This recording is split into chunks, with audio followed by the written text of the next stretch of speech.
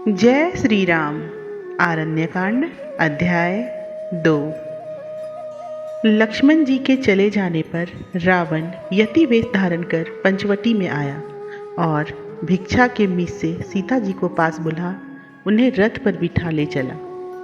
उस समय सीता जी आर्तवचन कहने लगी और हाय परम प्रिय भगवान राम मृग के साथ ना जाने कितनी दूर निकल गए, ऐसा कहकर बहुत दुख करके रोने लगी। लखनलाल, मैंने तुमसे कठोर वचन कहे और तुम्हारी खींची हुई रेखा को लांघा, सो हे तात तुम क्षमा करो और इस समय इस राजहंसी को वधी के हाथ में पड़ी देखकर उसे छीन लो। फिर वन देवताओं से वे इस प्रकार संदेशा कहने लगी, तुम भगवान राम से कहना मुझे नीच रावण ने छल कर हर लिया है। हे नाथ, कसाई के हाथ जैसे कामधेनु पड़ जाए उसी प्रकार इस समय मैं शत्रुओं के हाथ में पड़ गई हूँ। तुलसीदास कहते हैं, इस समय सीता जी के मुख से श्री रघुनाथ जी के नाम की ध्वनि सुनकर गिद्धराज क्रुद्ध होकर दौड़ा और बोला, बेटी डर मत, अब यह नीच बचकर नहीं जा सकता, उसका काल रूप मैं आ गया हूँ। जटायु ने रावण को बारंबार फटकारा परंतु वह पीछे नहीं फिरा। तब उसने बड़ी फुर्ती से चोंच और पंजों से घोड़ों को मारकर रथ के टुकड़े टुकड़े कर दिए। फिर रावण को रथहीन करके व्याकुल कर दिया और सीता जी को छीन लिया। तब नीच रावण ने बहुत से घावों से व्यथित हो तलवार निकालकर उसके पंख काट डाले और प्रभु की प्राण प्रिया सीता जी को लेकर चला गया। तुलसीदास जी कहते हैं, उस समय देवता और सिद्धगण जटायु की प्रशंसा करने लगे कि देखो, आज राम कार्य के लिए पक्षीराज ने रावण से युद्ध किया और जीते जी जानकी को नहीं छोड़ा। बड़भागी जटायु धन्य है। इतने में ही रघुवंश बनी भगवान राम कनक मृगों को मारकर लौटे। लक्ष्मण जी अपने हाथों से उनकी मनोहर मृग छाल लिए हुए थे। आश्रम को आते समय उन्हें अच्छे शकुन नहीं हुए। उनकी वाम भुजा और विशाल नयन फड़क रहे थे। नदियों का जल मैला दिखाई देता था। कमल तालाबों में भी सूख रहे थे। भ्रमर गुंजार नहीं कर रहे थे और हंस मनोहर शब्द नहीं करते थे। किरात, कोल और कोलिनी जहाँ तहाँ बिलख रहे थे। वन के पक्षी और मृग समूह की ओर देखा नहीं जाता था। जानकी जी ने जिन वृक्षों को लगवाया था वे सब रसीले फल नहीं देते थे और जिन सिंह, हाथी और वानरों को उन्होंने पोषण किया था वे हुंकार भरकर देखते नहीं थे। जिन सुख और सारिकाओं को सीता जी ने पाला था और माता के समान बड़े चाव से जिन्हें लाड लड़ाया था वे भी इस समय पढ़ते नहीं थे और ना मुनि बालिकाएं उन्हें पढ़ाती ही थी।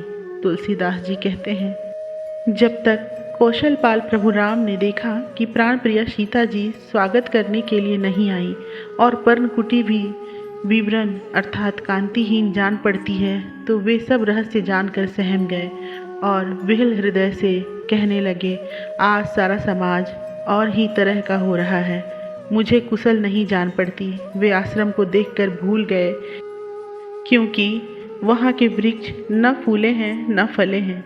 भौरे, पक्षी और मृग तो मानो वहाँ कभी थे ही नहीं। इसके सिवा न वहाँ मुनि थे और न मुनि पत्नियाँ ही।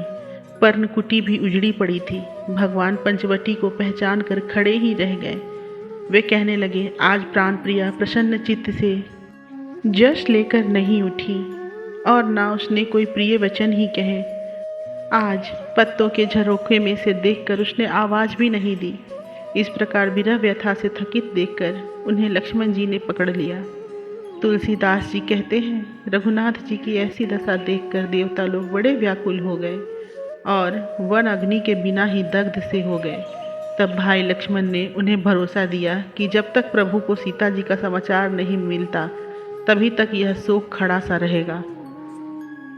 जिस समय देवताओं ने सीता की सारी सुधि कही उस समय भगवान उसे सुनकर सचेत हो गए।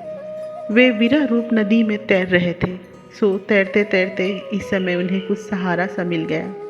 तब धनुर्धरों में धुरंधर दोनों धीर वीर भाई तीर और तरकसकस पंचवटी और गोदावरी को प्रणाम कर कुटी की प्रदक्षिणा कर वन के लता वृक्ष, पक्षी, मृग और सुंदर भ्रमर निकट से पूछते हुए आगे चले। उस समय की प्रभु की दशा का वर्णन करने की कवि के हृदय में हिम्मत ही नहीं रही, अर्थात वे भी शोकों के कारण अवाक रह गए। इतने में ही राम नाम की रटन सुन गिद्धराज को पहचान कर करुणा में प्रभु लौटे। तुलसीदास जी कहते हैं, उस समय जटायु का प्रेम संबंध याद आने से भगवान राम को प्रिया का स्मरण नहीं रहा। गिद्धराज मन ही मन पश्चाताप कर रहे हैं। हाय, मेरे हाथ एक भी बात नहीं लगी।